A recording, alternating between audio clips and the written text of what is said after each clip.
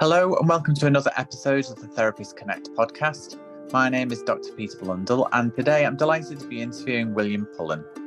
William is a psychotherapist registered with the BACP, offering short and long-term psychotherapy to adults and young people in West London. As well as offering clients in-person therapy, William also offers dynamic running therapy to his clients. He has an app. And he's also author of Running with Mindfulness, both of which he talks about in this episode. Peter. Hi, William. Nice to meet you. And you. So, so my first question then is can you tell us a little bit about how you became a therapist in the first place? Like, what is it that drew you to the therapy profession? I don't know how many of your fellow listeners are fellow therapists, but I'm assuming quite a few, or the majority. And so I know I'll be in good company when I say that drama and going into therapy myself, that common path for us all. Specifically, I had a sort of romantic meltdown, I suppose. The woman I loved from a different nation, different age, different everything, as many differences as you can imagine, and put myself out on a limb to try to make the impossible work. And of course, when it didn't, I was still out on a limb. At a time, I could ill afford to be out on a limb. That's the nature of limbs. And had a bit of a meltdown. It was much more complex than that, of course, and went back to all sorts of childhood abandonment issues. But anyway, therapy took me into becoming a therapist, just like most people, I think.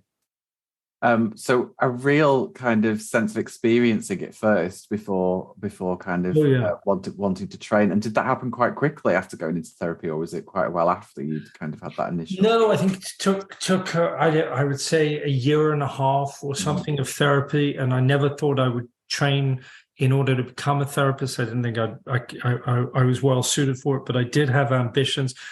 I'd always been interested in the human condition and self-help books. I'd read a bunch of, and I thought, well, who knows? I find the space interesting. Maybe I'll write a book. Maybe nothing will come of it. I'll take it as it comes. Brilliant. Where did you train then as a therapist? At Regent's, London. And how did you find the training? Well, they're very old school at Regent's, aren't they? It's incredibly, I suppose it's probably, compared to most other training places in England, extra white and extra middle class. And so I fitted in there quite nicely. It's a beautiful campus. There was a lot of emphasis on ethics, and it was quite terrorizing at times. But all in all, I was very grateful to be there. It's such a beautiful place, apart from anything else. So you did qualify. Can you tell us a little bit then about how your career has developed from then? Because I get a sense you've done quite a few different things, I think. I've got to remember now. Well, as you know, as part of your qualifying, you have to do your placements, etc. And so I did those, and then discovered that being a therapist actually was rather rewarding. And so after I finished I think it was 400 hours, however many it was, I set up private practice and did a bit of advertising and got some clients, like quite a few other people do. How did you find that setting up in private practice? I know some people struggle, some people find it quite easy. What was it like for you? Do you know, I didn't have a burning need to do a lot of hours and pay a lot of bills. So I was probably quite fortunate in that sense. And so I managed to get enough hours to keep myself busy and keep myself happy. I don't know how. I think I was just on the BACP website mostly. I might have been other places. I built a bit of a social media profile for myself. Maybe I got some business through that and a bit of word of mouth, maybe. And it's been no looking back since then. And are you still in private practice now? Yeah. How do you define your therapeutic approach, and has that changed at all over the years, or is it stayed consistent? Yes, well, I would say it has. I mean, I'll give you an example of this. I met a chap recently who is involved in a charity who reached out to me and asked me if I might become involved in their charity. They had a company that was providing free counselling a certain number of hours to the clients of this charity. That company had dropped out, and he wanted to ask me whether what he'd imagined is some sort of supervisor role whereby I would supervise his colleagues at the charity, not therapists themselves, but these frontline guys that were working with these clients and who were essentially already therapists to them. Anyway, to answer your question, long way around, is that back in the day, as I mentioned, Regent's very, very ethics, very traditional. Don't break the frame, don't do anything. Since then, I have more and more relaxed. And as I said to this guy, I said, you're in danger of, if any of your clients ever get into trouble and the people that look after them are claiming to be sort of therapists, even if not totally therapists, it could all go very wrong for you. I said, but I'm happy to stick my head out on a neck out on a limb, or whatever the expression is. If you are, could go very badly for both of us. There's your answer. Yeah, much more relaxed now than I was. And, I do this running therapy that you know about. And of course, that's a very much a moving frame. So yeah, I'm much more relaxed. I mean, I love that. And I think it's quite common, I think, for therapists maybe to come out of training feeling almost like a little bit anxious, like about moving outside of that kind of therapeutic frame and doing anything that was advised against on their training. And then over time kind of relax into their own approach and style of therapy. But how do you know when you've relaxed too much? Well, that's a really good question. when your client is coming around for dinner and on holidays with you. Yeah, I think that might be too much, definitely. But I think that is an interesting question. And I personally think it's a really exciting time to be a therapist, because I see lots of traditional boundaries being bent or broken or shifted, and interesting conversations happening about that, I think, a lot now. And I think people are practicing in ways that they, many years ago definitely wouldn't have done. Yeah. No, it's really exciting. And I don't know if it's right or it's wrong, but it's where it's happening. And I'm happy to flow with it until proven wrong. We'll talk about kind of being outside the frame. You mentioned it a little bit there. So you have developed dynamic running therapy, and I'm just wondering if you could tell our listeners a little bit about what that is and how you ended up kind of developing it. Yeah, so as I mentioned, after this meltdown, I started training to become a therapist. And after the meltdown, I went into therapy, and I was very depressed, and I was at home. It was more than just depression, and I was just, I felt very isolated, and I knew I needed to get out, I knew I needed to move, and I knew I needed help. So I got therapy, but I also took up running with a friend very slowly. He had problems, I had problems. We talked about them. What I noticed is that it's a lot easier talking about your problems when you're on the move, walking, even in a car, or running. And I thought, what a great idea for therapy. This is working for me so well in tandem with my therapy. What would it be like to combine the two? And so it was always an idea that I had. And as I went into private practice, I sort of tested out with friends and runners, my regular runners who, we were always having deep conversations, all my regular runners. They came so easily. So I slapped a name on it and gave it a little bit more structure. But essentially, it's just sort of, I suppose you'd say, mostly person-centered therapy on the move. I love that. I'm just wondering how your understanding of that has developed over the years. Has it stayed the same, or has it changed and adapted, like how you do it? No, I don't think it has. No, I think all the things. I wrote a book about it called "Run for Your Life in This Country."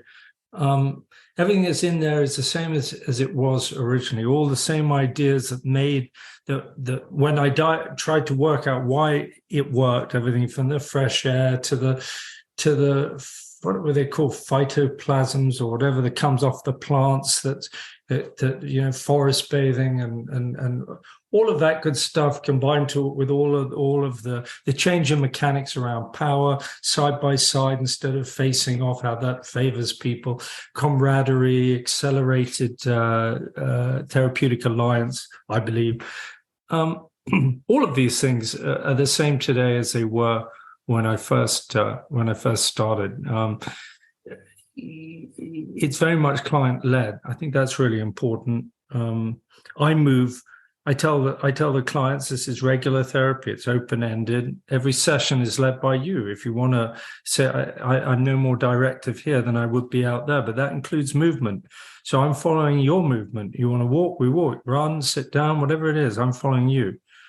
And that's interesting because it gives them, I think, it forces them into quite a proactive role, And I think it's better than just that classic position that clients so often find themselves in, where they're unsure what to say, which makes them anxious, which can make them resentful, fearful, all sorts of things that tend to lock people up. With the addition of the body and the possibility of movement, it allows them to distract or burn off or sideline that anxiety and mop up that 10% of self-consciousness and just get moving. And then the words flow. When we're not watching ourselves, everything else flows. And I love that idea, and I like the idea of person-centered, like literally the client's taking the lead, like where you go to during the therapeutic hour. Do you stick to the therapeutic hour, or does it depend on? So you stick to that kind of traditional time zone. With the clients, do people have to be into running, or can clients kind of come along and, as you say, like I suppose they can walk through rather than run if they want to? Yeah, I mean, even the ones that are runners mostly choose to walk during the sessions. It'll only be sort of 20 minutes out of the 50, I would say, running. I say to everybody, look, at the very least, we need to walk at a good pace at times. Ideally, you're a runner, because I just think that helps a little bit. But we can work towards you getting a runner. But I don't know, I don't want anybody to be struggling, that's for sure. They need to be reasonably fit people, because it's not about getting fit. And if you're not fit enough to do that, then that becomes a thing. And we don't want any more things in there than we've got already. Yeah. Another question I suppose I have is, do you do your supervision whilst running, or is it just the therapy that you have? No, but it's a good point, actually. I never thought about that. Also, as well as the running therapy, you have developed kind of an app, which I assume kind of picks up on some of those themes that you were talking about there. Can you tell us a little bit about? It's called the Dynamic Running Therapy app. Can you tell us a little bit about that and how it works? So there's a certain amount of free content on there, which is some mindful walking, mindful running, and meditation. And then if you choose to pay for the content, then you come across two modules, one on anxiety and one on depression. And each one of those is 20 sessions long. Each one of those is 20 minutes long. And you run or walk with me, and I take you through a series of questions about yourself. And then you can record the answers as voice notes on the phone itself in the midst of the session as I'm asking the question. And then you reflect on all of those answers and you write them in your diary, and hopefully we explore your depression, everything from childhood roots to the choices you're making today to the choices you might make tomorrow. Everything we can. We go so far around it so many different ways that hopefully, you become a lot more familiarized with it, and either it gives you some relief, and if it doesn't give you relief, hopefully it gives you some focus, and enough focus to push you into full-time therapy, where you can now address with greater understanding and focus. That sounds really interesting. And I suppose as well with it being an app, you can obviously then do that in whatever setting you want, when you're outdoors or in whatever space that you feel comfortable in. Yeah. Absolutely.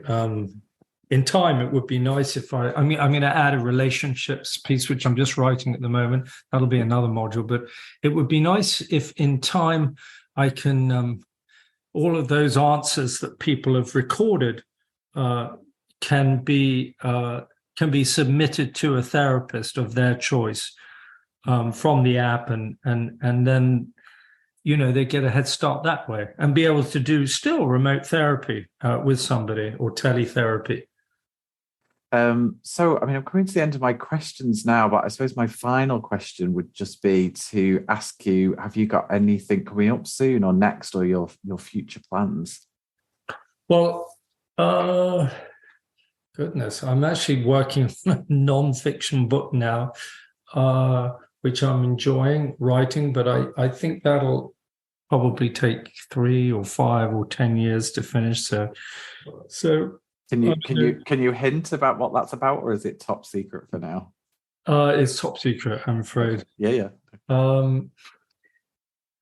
I think that, and as I mentioned to you, a newborn son late in the day, and very excited about that. It's rejuvenating and just keeping my life nice and healthy and well balanced, and lots to be grateful for. Fantastic. Well, thank you so much. It's been really interesting chatting to you. Thank you. And good luck with the newborn baby boy as well. Cheers, Peter. Nice to speak to you. Bye.